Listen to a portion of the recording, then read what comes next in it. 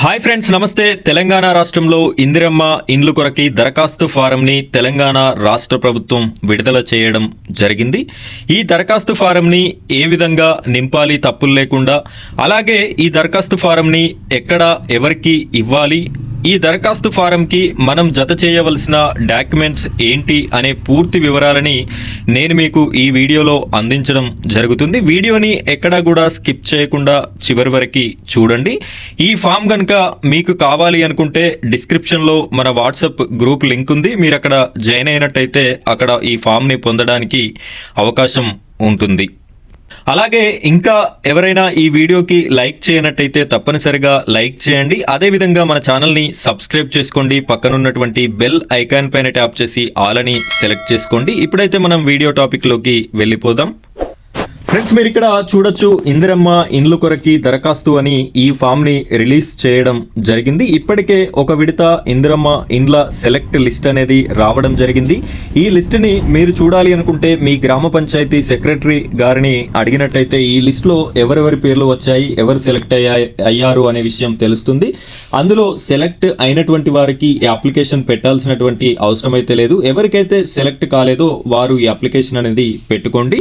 మీకు ఇంకేమైనా డౌట్స్ ఉన్నట్టయితే కామెంట్ సెక్షన్ లో కామెంట్ చేయండి. మీ ప్రతి కామెంట్ కి నేను రిప్లై అనేది ఇవ్వడం జరుగుతుంది.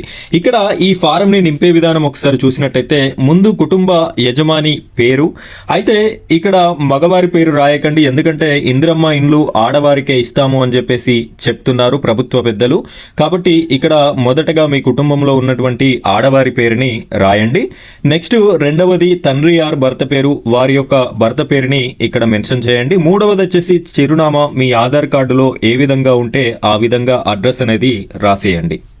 ఇక నాలుగవది చూసుకున్నట్టయితే కులము, మీరు బీసీ అయితే బీసీ, ఎస్సీ ఏ కేటగిరీ అయితే ఆ కేటగిరీ రాసి బ్రాకెట్లో మీ యొక్క సబ్ క్యాస్ట్ అంటే మీరు ఏంటి అనేది కూడా పూర్తిగా రాయండి. ఐదవది వైవాహిక స్థితి, మీకు పెళ్లి అయ్యిందా కాలేదా అని చెప్పేసిన వివరాలు రాయండి. ఆరవది ఆధార్ కార్డ్ నెంబర్, ఇక్కడ కుటుంబ యజమాని పేరు దగ్గర ఎవరిదైతే ఇస్తున్నారో వారి యొక్క ఆధార్ కార్డ్ నెంబర్ రాయండి. ఏడవది మొబైల్ నెంబర్ అనేది కూడా మీరు రాయాల్సి ఉంటుంది. ఇంకా ఇలా కిందికి స్క్రోల్ చేసినట్టయితే ఇక్కడ అడుగుతున్నటువంటి విషయం ఏంటంటే ప్రస్తుతం ఉన్న ఇల్లు స్థితి, మీరు ఇప్పుడు నివసిస్తున్నటువంటి ఇల్లు యొక్క స్థితిని అడుగుతున్నారు. ఇక్కడ ఫస్ట్ ఆప్షన్ ఇల్లు లేదు, కిరాయి ఇల్లు అని చెప్పేసి ఉంది కదా. మీ పేరు మీద ఇల్లు లేనట్టయితే, అసలు మీరు ఇంతవరకు ఇల్లు ట్యాక్స్ అనేది కట్టనట్టయితే ఈ ఫస్ట్ ఆప్షన్ని సెలెక్ట్ చేసుకోండి. ఇక ఇల్లు ఉండి సరిగ్గా లేదు, పూరి గుడిసె అయితే పూరి గుడిసె, రేకుల షెడ్ అయితే రేకుల షెడ్, పెంకుటిల్లు అయితే పెంకుటిల్లు, ఐదవది ఆర్సీసీ, ఆరవది పూర్తి శిథిలావస్థకి చేరిన ఇల్లు. ఇందులో ఏదైతే దాని పక్కన టిక్ మార్క్ అనేది చేసేయండి. నెక్స్ట్ వచ్చేసి ఇక్కడ ఒక స్వంత ధృవీకరణ అని చెప్పేసి ఇవ్వడం జరిగింది. దేవుని మీద మనసాక్షి పూర్వకముగా నిజము తెలుపునాది ఏమనగా నా సంవత్సర ఆదాయం ₹1,50,000 గ్రామాలలో, ₹2,00,000 పట్టణాలలో కలదు. ఇంతకు పూర్వము నేను పైన కోరిన దానిని పొంది ఉండలేదు. నేను తెలిపిన సమాచారం నిజం, తప్పుడు సమాచారం ఇచ్చినట్లయితే నేను శిక్షకు పాత్రురాలిని.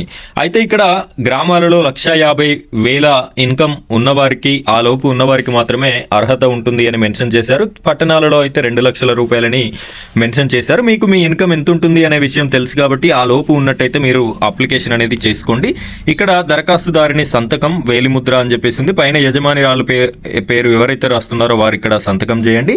అలాగే ఆధార్ కార్డు జిరాక్స్ ప్రతిని జతపరచాలి. యజమాని పేరు ఎవరిది రాశారో వారి యొక్క ఆధార్ కార్డు జిరాక్స్ ని ఈ పేపర్ కి పిన్ చేసి మీరు మీ యొక్క గ్రామంలో గాని, వార్డులో గాని, డివిజన్ లో గాని జరిగేటటువంటి గ్రామ సభ లేదా బస్తీ సభ లేదా డివిజన్ సభ లేదా వార్డు సభ, ఈ సభలు అనేది జరగడం జరుగుతుంది. అక్కడికి వచ్చినటువంటి అధికారులకి ఈ యొక్క అప్లికేషన్ ని మీరు ఇచ్చినట్టయితే మీకు సెకండ్ విడతలో ఈ హౌస్ అనేది సెలెక్ట్ అయ్యేటటువంటి అవకాశం ఉంది, అర్హత కలిగినట్టయితే.